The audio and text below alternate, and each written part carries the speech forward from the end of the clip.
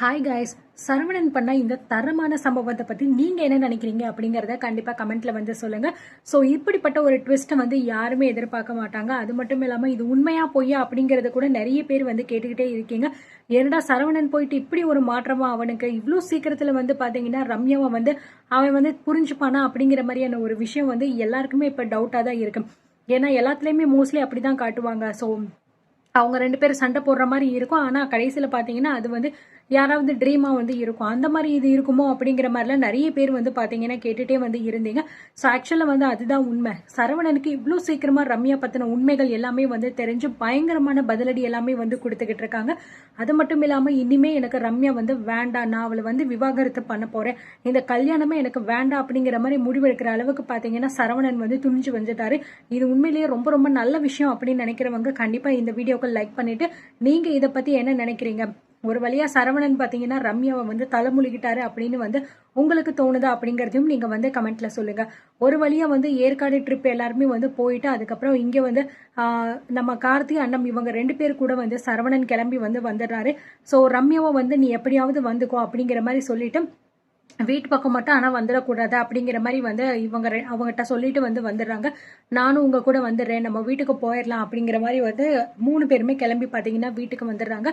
கரெக்டா வீட்டுக்கு வந்த உடனே உள்ள பாத்தீங்கன்னா சண்முகம் வந்து உட்காந்துருக்காரு ஹால்ல. உள்ள வந்த உடனே வந்து மாமா மாமா உங்களுக்கு என்ன ஆச்சு மாமா அப்படின்னு சொல்லும் போது அதெல்லாம் எனக்கு ஒண்ணும் இல்லை கண்ணு, இப்போ பரவாயில்ல, சரி ஆயிடுச்சு.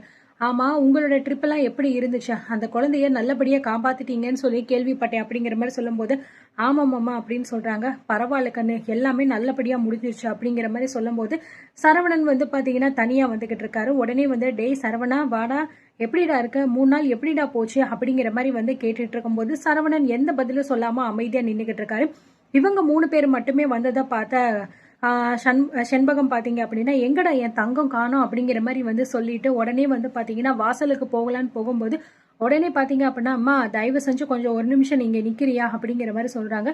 டேய் சரவணா என்னடா என்னாச்சு, எங்க என் மருமக ரம்யாவை காணோம், நீ மட்டும் வந்திருக்க அப்படிங்கிற மாதிரி வந்து சொல்லும் போது என்னது ஓ மருமகளா, அம்மா சாமி தயவு செஞ்சு நான் சொல்றதை கேளு, இவ்வளோ நாள் வரைக்கும் அவ எப்படிப்பட்டவ அப்படிங்கிற விஷயத்த நான் வந்து தெரிஞ்சுக்காம இவ்வளோ பெரிய முட்டாள் மாதிரி வந்து இருந்திருக்கேன்.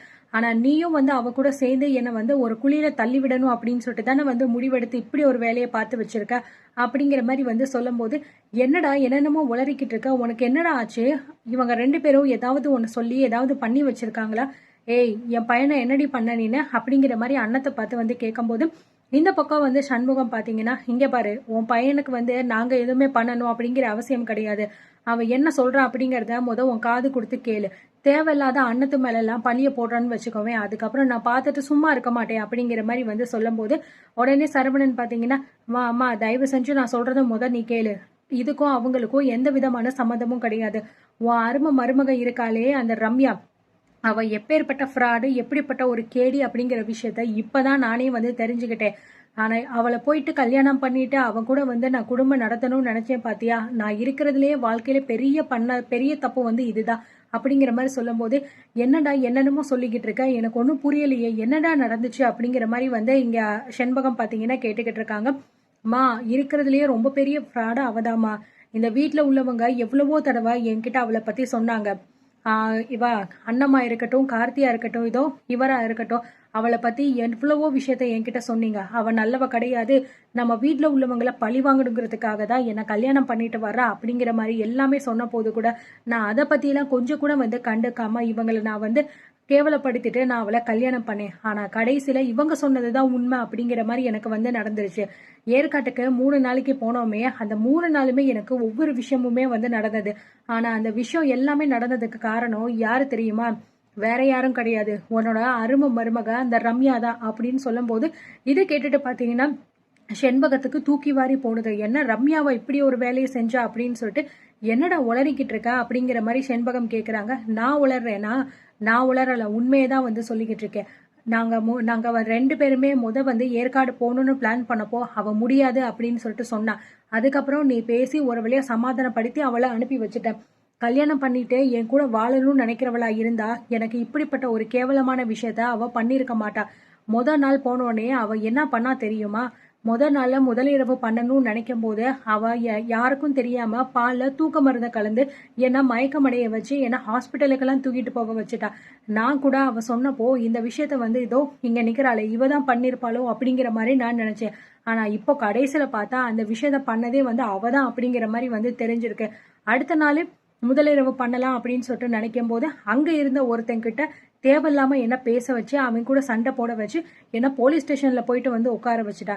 சரி இது எல்லாமே போகட்டும். கடைசியா 3வது நாள் இருந்துச்சு. அப்போ கூட நீ எனக்கு போன் பண்ணப்போ நான் அவகிட்ட போய் சொன்னேன், நம்ம இங்க இருக்க வேண்டாம் ரெசார்ட்டுக்கு போயிடலாம் அப்படின்னு சொல்லும் போது அவளே என் போட்டோவை அங்க இருக்கிற சில ஆளுகளுக்கு அனுப்பி என்னை கடத்திட்டு போக சொல்லி அன்னைக்கு நைட்டு ஃபுல்லா ஊர் முழுக்க பாத்தீங்கன்னா சுத்தி காமிக்க வச்சிருக்காங்க.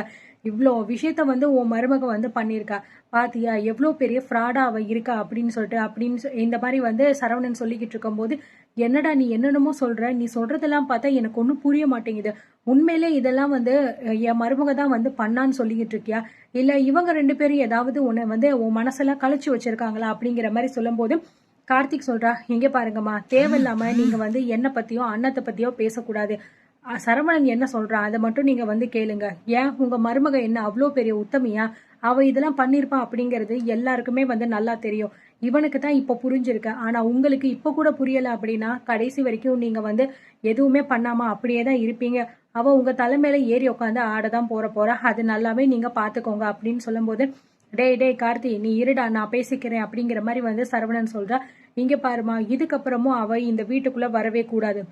எனக்கும் அவளுக்கும் நடந்த கல்யாணமே எனக்கு வேண்டாம் அப்படிங்கிற மாதிரி சொல்லும் போது சண்முகமும் பாத்தீங்க அப்படின்னா ரொம்பவே ஆச்சரியமா சரவணனை பாத்துக்கிட்டு இருக்காரு. உடனே என்ன பாக்குறீங்க, நான் இப்படி ஒரு முடிவு எடுத்திருக்கேன், இது உண்மையா பொய்யா, இவனை நம்பலாமா அப்படின்னு சொல்லிட்டு யோசிக்கிறீங்களா? கரெக்ட் தான். ஏன்னா இது வரைக்கும் நான் நிறைய விஷயத்த உண்மை அப்படிங்கிற மாதிரி சொல்லியே கடைசியில உங்களை நம்பி ஏமாத்த வச்சிருக்கேன். அதெல்லாம் நான் இல்லைன்னு சொல்லல. ஆனா இப்போ நான் எடுத்திருக்கிற இந்த முடிவு முழுக்க முழுக்க உண்மையான ஒரு விஷயம். அவ எவ்வளவு பெரிய ஃப்ராடு, அவ எனக்கு எவ்வளவு பெரிய துரோகத்தை பண்ணியிருக்கா, எதுக்காக அவ இந்த வீட்டுக்குள்ள நுழைஞ்சிருக்கா அப்படிங்கிற எல்லா விஷயமுமே எனக்கு தெரிஞ்சிருக்கு. அது மட்டும் இல்லாம இப்போ நீங்க இப்படி இருக்கீங்களே இந்த நிலைமைக்கு காரணம் கூட அவதான் அப்படின்னு சொல்லும் போது இதை கேட்டு சண்முகம் பாத்தீங்கன்னா பயங்கரமா ஷாக் ஆகுறாரு.